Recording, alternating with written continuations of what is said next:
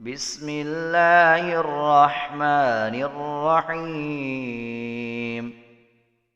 يا أيها المزمل قم الليل إلا قليلا نصفه أو انقص منه قليلا أو زد عليه ورتل القرآن ترتيلا إنا سنلقي عليك قولا ثقيلا إن ناشئة الليل هي أشد وطئا وأقوم قيلا إن لك في النهار سبحا طويلا واذكر اسم ربك وتبتل إليه تبتيلا رب المشرق والمغرب لا إله إلا هو فاتخذه وكيلا واصبر على ما يقولون واهجرهم هجرا جميلا وذرني والمكذبين أولي النعمة ومهلهم قليلا إن لدينا أنكالا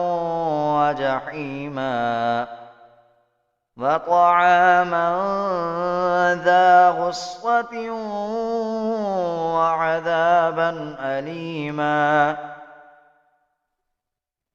يوم ترجف الأرض والجبال وكانت الجبال كثيبا مهيلا إنا أرسلنا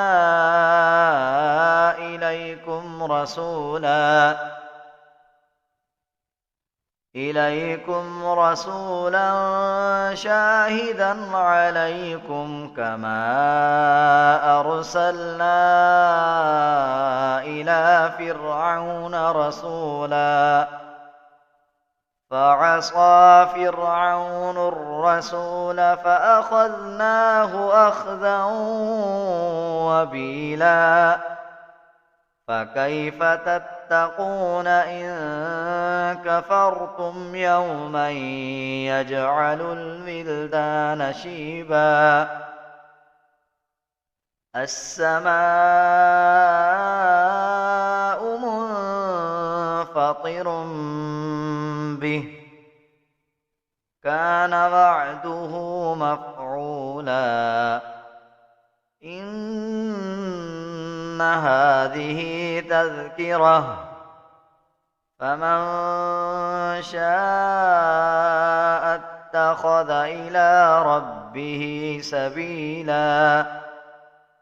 إن ربك يعلم أنك تقوم أدنى من ثلثي الليل ونصفه وثلثه وطائفة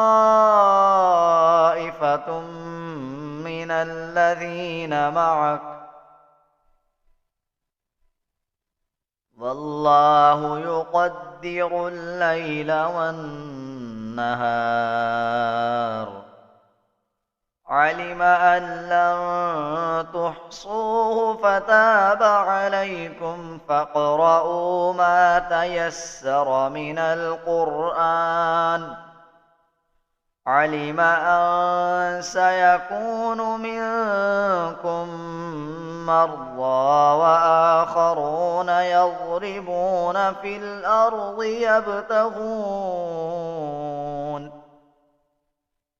يضربون في الأرض يبتغون من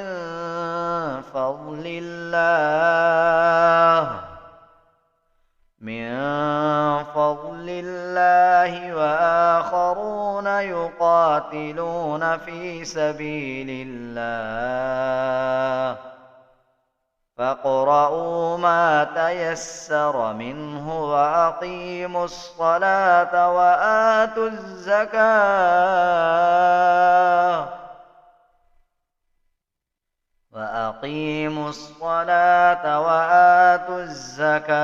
وأقرضوا الله قرضا حسنا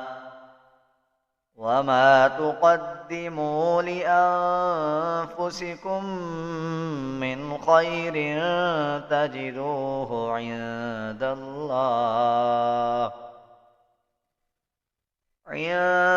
الله هو خيرا